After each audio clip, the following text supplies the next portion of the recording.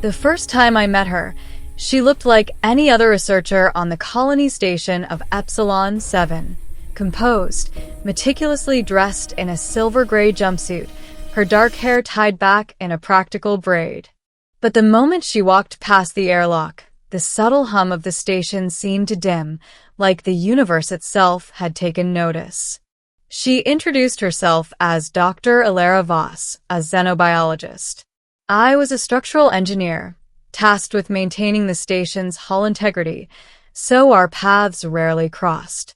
And yet, from the very first handshake, I felt the undeniable pull of something extraordinary and dangerous. Weeks later, I found myself alone in the station's arboretum, trying to coax a stubborn growth of luminescent flora back to health. Alara appeared suddenly, as if she had stepped out of the shadows. "I saw your readings on the photosynthesis anomaly," she said, her voice calm, almost too calm. "I might be able to help." I hesitated, but her confidence was magnetic. Within minutes, she had adjusted the nutrient flow, altering the light spectrum. The plants thrived. "How did you?" I began. "Experience," she said with a faint smile. "And curiosity. Dangerous curiosity." I laughed it off, but I should have paid attention to that warning. The incident happened on a Tuesday. Or maybe it was a Wednesday. I lost track of time in the sterile corridors of Epsilon 7. The station's secondary reactor had malfunctioned, sending a shockwave through the maintenance bay. Alarms blared, red lights flashing across the ceiling like warning daggers. I was in the middle of inspecting a structural joint when the explosion ripped through the hall. I remember the heat, the crackling of metal, and then her. Alara appeared at the far end of the corridor, shielded by some energy field I had never seen before. She wasn't running. She was walking toward the chaos with an almost serene confidence. "Get to safety," I shouted, but she didn't flinch. Then the hull segment collapsed behind me, crushing the maintenance drone I had been working on. Smoke choked the air. I thought I had lost her, until she reached me, hands glowing faintly as she extended a protective barrier. The heat seared my gloves, but I wasn't burned. Not a scratch. Afterward, when the engineers arrived, the scene was cleaned up, the anomaly attributed to a minor accident. No mention of her protective field. No mention of the way she had walked through fire as if it were a breeze. "An accident," she said later, when I confronted her privately. "The readings were off. The reactor had a spontaneous surge. That's all." But I had seen the glow in her hands, the way the field shimmered. The truth didn't fit into the neat category of accident. Days passed. The station resumed its routine, though tension simmered beneath the polished surfaces. I tried to convince myself that Alara's actions were purely altruistic, that her abilities were somehow scientific in origin. But then anomalies began to appear, doors opening before I touched them, maintenance drones realigning themselves without command, structural readings fluctuating inexplicably. I confronted her again in the lab. "Alara, what are you?" She paused, her expression unreadable. "I told you, I'm just a researcher." "Don't lie to me." I saw the field. I felt it. Her eyes darkened, and for a moment, I glimpsed something that was neither human nor entirely machine. "You're not ready to understand," she said. "Not yet." That night, I watched the station's observation deck. Epsilon 7 orbited a dying star, its light casting long, eerie shadows across the metallic hull. And for the first time, I realized that I wasn't just observing the anomaly, I was part of it. The truth revealed itself slowly, almost cruelly. One evening, while cataloging xenobiological samples, I noticed her absence. Then the alarm sounded. Not the usual reactor alarms, but something deeper, resonating through the station like a warning from the cosmos itself. I ran toward the source, my boots clanging against the metal floors. In the central lab, I found her standing before an alien artifact. It was unlike anything humanity had cataloged, a crystalline lattice that pulsed with energy, almost alive. She reached out, and the lattice shimmered, expanding tendrils of light that wrapped around her arms. "It's calling me," she whispered. "It's asking for me." Before I could react, the artifact emitted a pulse. The walls vibrated, and the air thickened with energy. I felt my body resist the pull, but she seemed to glide effortlessly into the heart of the anomaly. And then, just as suddenly, it stopped. She turned to me, her eyes reflecting the lattice's eerie glow. "It wasn't an accident," she said. "It was a test." I couldn't leave it at that. Over the next week, I studied her movements, her readings, her interactions with the station systems. The more I learned, the more terrifying the picture became. Alara wasn't just gifted. She had been engineered by someone or something whose reach extended beyond the boundaries of human colonies. She had been implanted with a biological energetic interface that allowed her to manipulate matter, energy, even time in small pulses. The so-called accident in the reactor?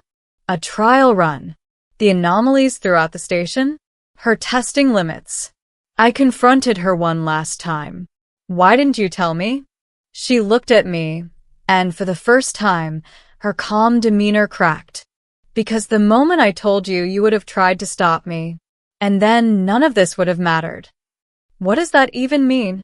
The artifact, the lattice, it's part of a network. A network older than humanity. I was designed to interface with it, to unlock it. And now it knows me.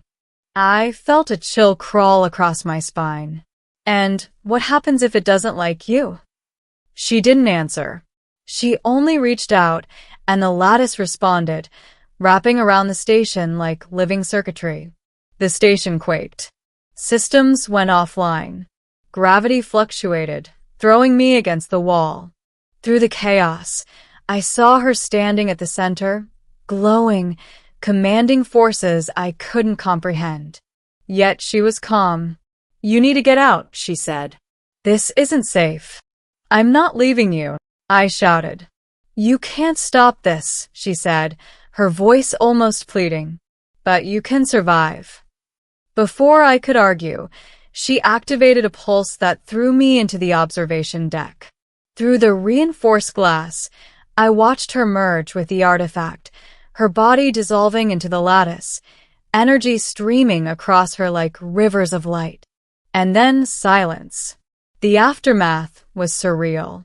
Epsilon-7 stabilized, the structural damage mysteriously repaired, and the anomaly records wiped. Official reports labeled the incident as a containment failure during experimental testing. But I knew the truth. I had watched it. I had seen her become something beyond human, beyond comprehension. Months passed.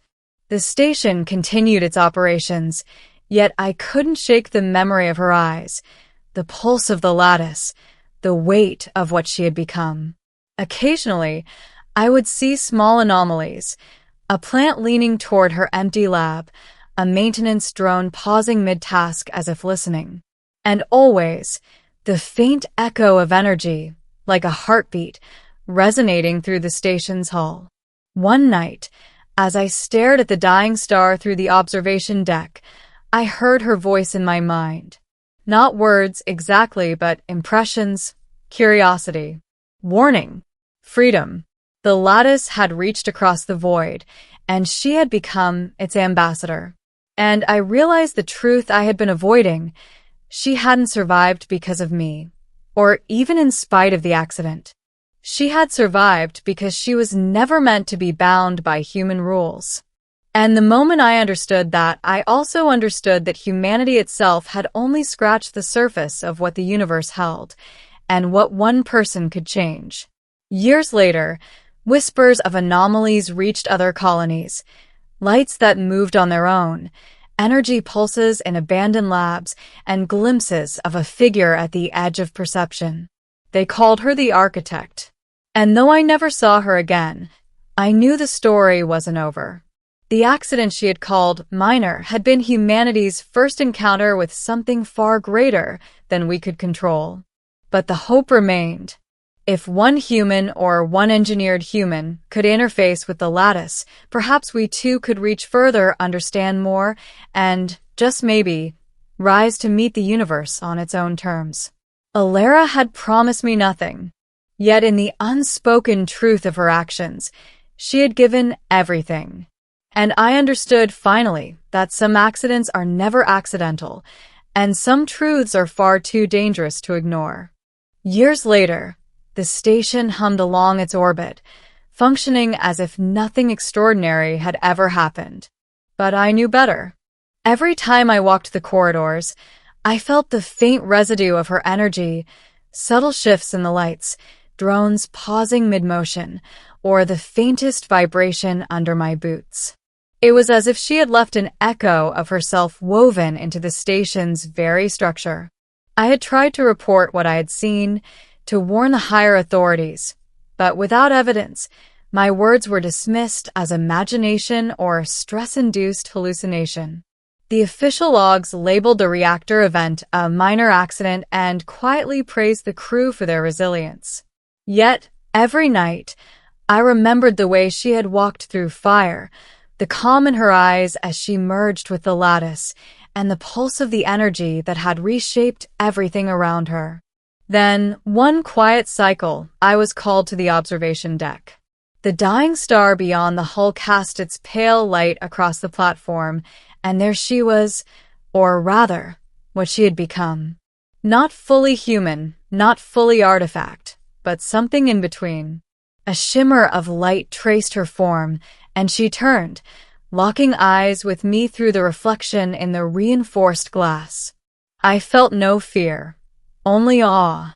Without words, she reached out again, and the lattice's tendrils rippled across the station, revealing patterns I had never imagined, maps, instructions, and possibilities beyond comprehension. She wasn't here to destroy or to rule, but to teach. The universe was larger, stranger, and more alive than anyone had dared believe. For the first time, I realized the full weight of what she had done. She hadn't survived the accident in the ordinary sense. She had transcended it, and in doing so, had created a bridge between humanity and the greater cosmos. The faint hum of the lattice whispered in my mind, "You are ready, but the journey is yours." Then, as suddenly as she appeared, the shimmer collapsed into a single point of light, which shot past the station and into the void. The lattice's pulse faded, leaving the station intact, yet forever changed. I was left alone, but no longer fearful. I understood that some accidents are catalysts, and some truths, no matter how dangerous, are gifts. I returned to my work, knowing that humanity would continue its slow, imperfect exploration of the stars. And somewhere beyond our sight, Alara, the architect, moved through the lattice, shaping possibilities we couldn't yet comprehend. She had promised me nothing, yet in the unspoken truth of her actions, she had given everything. And I knew this. The universe was vast, unpredictable, and terrifying. But it was ours to meet. And when the next anomaly came, humanity would not face it as weak, ignorant, or unprepared. We would rise. Because some accidents are never accidental, and some truths, no matter how dangerous, define the path of those willing to confront them. And in that moment, staring out at the endless black, I made a silent promise to carry the truth forward, to explore, to protect, and to honor the one who had shown me that survival was never the measure of greatness. The measure was daring to understand, daring to rise, and daring to reach further than anyone had imagined. Alara had become more than human. She had become a spark in the dark, and now that spark lived in me and in all who dared to follow it.